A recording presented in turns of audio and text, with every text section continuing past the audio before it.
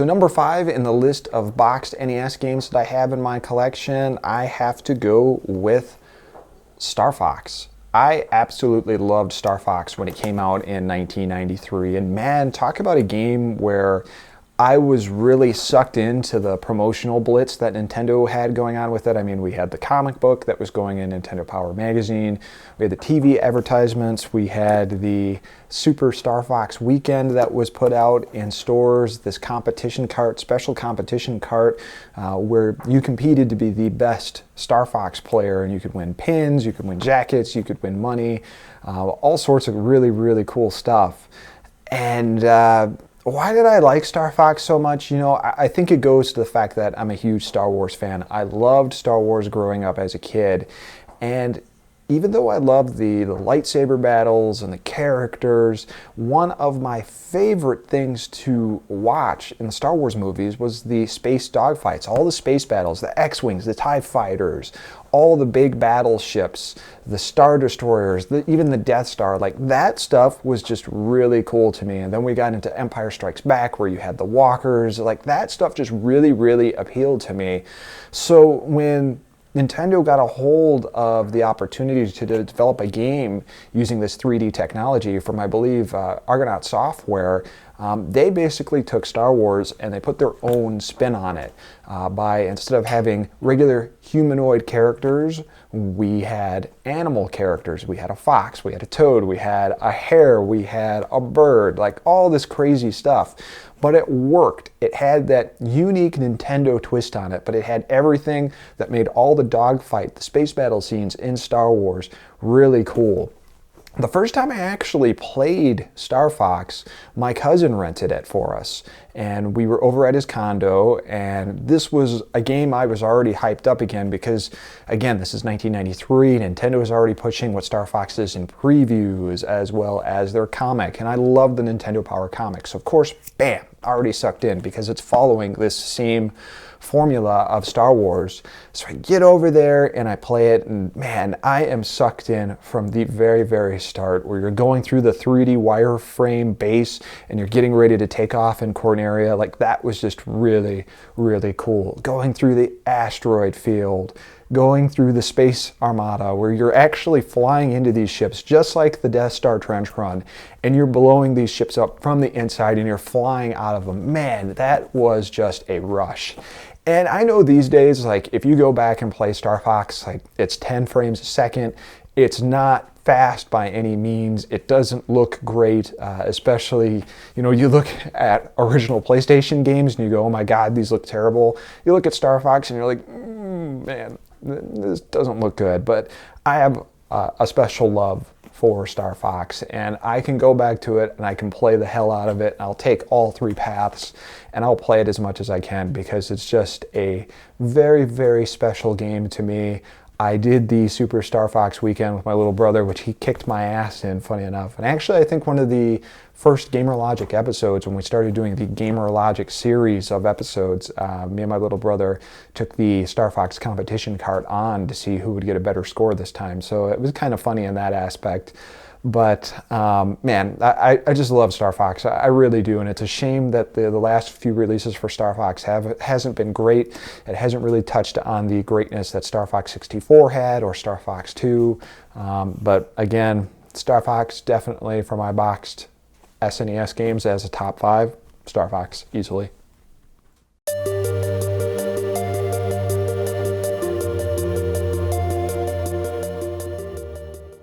I don't think my top 4 is going to be a big surprise to a lot of people that watch my channel. Especially, you got to realize that I grew up in the 90s. And in the 90s, the game that set the arcade scene on fire was Street Fighter II. Everyone wanted to play Street Fighter II. Everyone would line up to play Street Fighter II. It was unique, it was fun, the controls were amazing. So it's no surprise that when Nintendo got Capcom to put out Street Fighter II for the Super Nintendo Entertainment System, people flocked to that. Now they could play it at home. Now they could learn all the special moves and the combos and everything at home. Now, Street Fighter II, the original Street Fighter II, was one of the first games we rented for the Super Nintendo Entertainment System because it was a game my dad rented with a rental of the Super Nintendo because he wanted to make sure that we were going to like it. Come on, Dad, you knew how much we'd love Nintendo. Of course we were going to like it, but it was a good way to hold us over until we could actually get our own Super Nintendo. So that came, we eventually did get our own Super Nintendo Entertainment System, and our very first owned copy of a Street Fighter game arrived on Christmas, along with Teenage Mutant Ninja Turtles 4, if I remember correctly. And that was, you probably saw me floating it around already, Street Fighter II Turbo. Yeah, Street Fighter II Turbo was a blast. And to this day, in terms of Street Fighter II, all the many different versions that are out, I prefer Street Fighter II Turbo.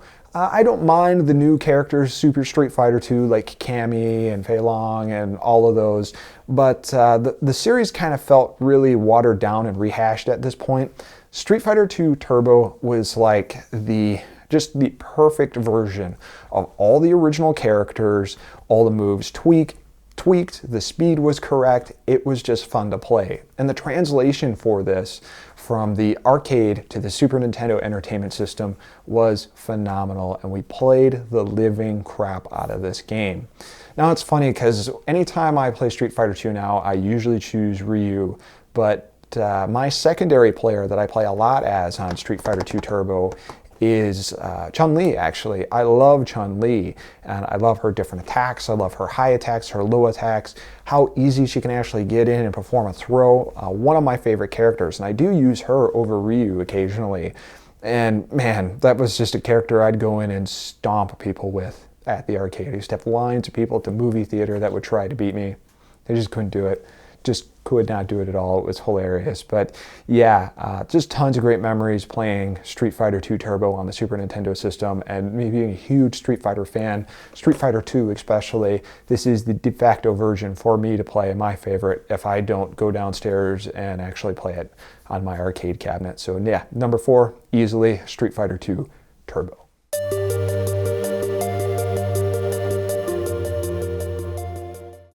I think number 3 is going to surprise a lot of people, the fact that this game is even on a top 5 list. I know there's a lot of people that prefer the Genesis version of the game, and even then, this isn't a really well-regarded 16-bit game, but I love it. I know other people who love it, and that is Shadowrun on the Super Nintendo Entertainment System. Why do I love this game? You know, opening the Batman Returns issue of Nintendo Power Magazine and seeing the feature review on this game, I was impressed for a number of reasons. It was in a futuristic setting. You were using guns instead of swords.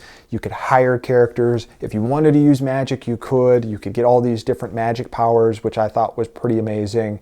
And the hacking element was actually really interesting to me. And it had some kind of influence on me because I'm in network security for my main profession. So, I mean, it had something to do with it, right? But the story was interesting to me. The gameplay was just very different. It played a lot differently than anything I've ever seen before. I love the soundtrack to it. It's unique. And it's a shame that we never got a proper sequel, at least in the 16-bit era, to this game. I never was a big fan of the Genesis game, but seeing it in Nintendo Power Magazine, our local video store didn't have it. We had to go over to a video game rental place that just strictly rented video games, and we found it there. And I rented it, and of course played the crap out of it for those 2 days and just had an absolute blast with it. I still visit it almost every other year anytime I have an opportunity to. And yeah, it's kind of clunky, and it's a shame that there wasn't more time to get this game out.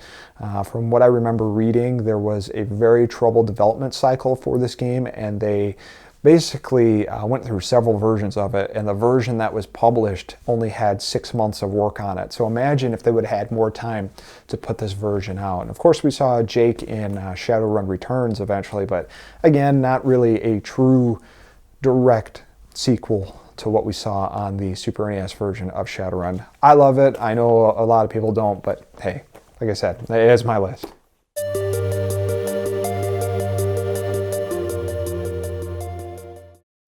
Number 2 on my top 5 list isn't going to be a big surprise. It's not. It's probably, if not one of the greatest games released ever, definitely one of the best for the Super Nintendo, and that's that game right here, Chrono Trigger. Man, when this game came out, it certainly had a lot of press for it. It certainly had a lot of previews for it, a lot of strategy. Nintendo Power was covering it like crazy in Epic Center, and this was just a game that had a lot of buzz around it. How could you not like a game like this? I mean, the artwork was tremendous. All the different time zones and everything you visited and how they intersected was just very, very amazing. And the music, man, I will never forget the theme of Chrono Trigger for as long as I live. There are other tracks on there that you can't forget either. The storyline was well developed. It was really a fantastic game. And the thing about RPGs back in the 90s were that they definitely commanded a high price. I remember Chrono Trigger was usually going for like $70 if I remember correctly. And you know, being just a young kid, probably really close to being a teenager, you know, 11, 12, 13, I didn't have that kind of money, so my only hope for playing that game was getting it from the video store. And thank God our local video store got the game, but someone rented it, and they literally had it for like a month. It seemed like even longer than that, probably because I was a kid, but it was a really long time. And I remember my dad asking the video store to tell him to call him when that game came in so he could get it for us, because we really wanted to check it out. It was really cool of my dad to do that. Well, the bummer was when the game finally did come back, it didn't get stolen after all. They called us, and I think it was on like a Monday or a Tuesday, and my dad didn't have any cash on him. He would get paid on Wednesdays, and of course, it being Monday, we really weren't going to have the money to go rent the game. And he said, you know, hey, thanks, but we don't have the money right now. You know, we'll have to take our chances on Wednesday, and if it's there, it's there. And the video store actually told us, don't worry about it. We'll just charge it to your account that you have here at the video store, and you can pay for it on Wednesday when you have the money. That was really cool. There were a couple other things that video store did for us, and I would eventually work for that video store. So a lot of great memories there, but finding that out, getting that game, and being able to just rent it, and popping it into my Super Nintendo, and turning it on, and the clock goes, and that theme music starts, and it plays that tremendous introduction sequence.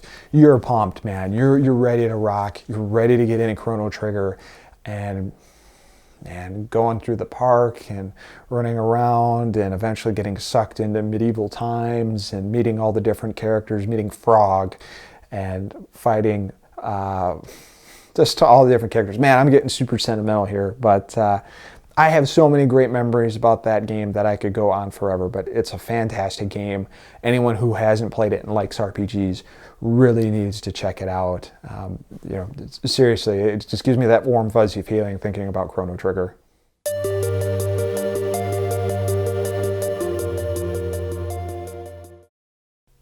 Number 1 on my list holds a lot of great memories for me, and I'm really, really happy that I have this.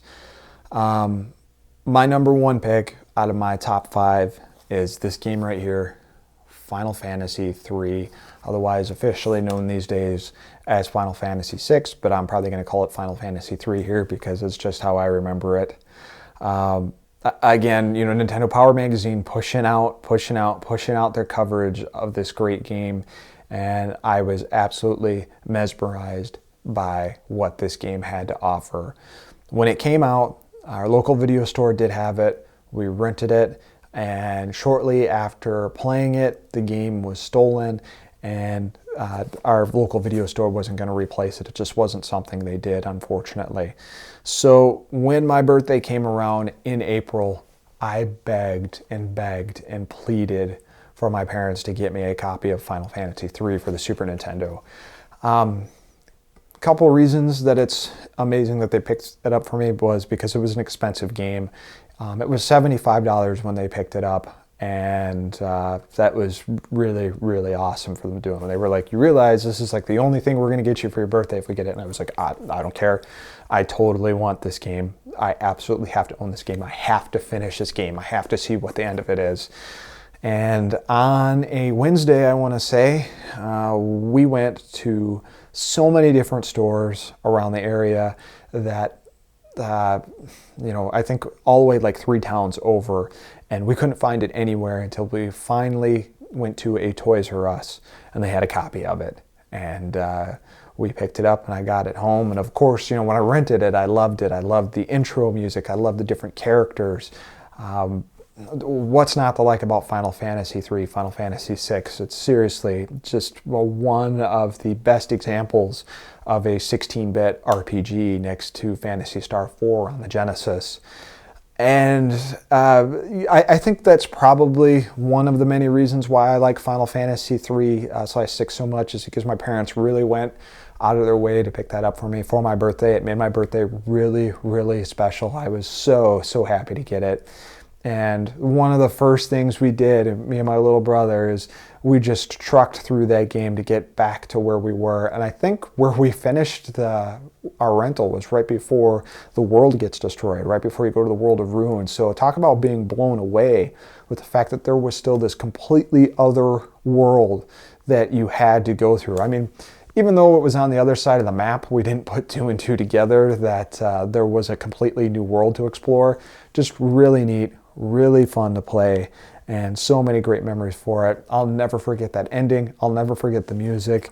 Now I got to go play this because I'm getting really, really nostalgic for it again. So yeah, number 1 on my top 5, Final Fantasy 3.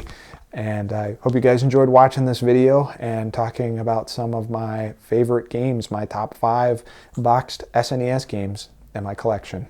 Thanks for watching, guys.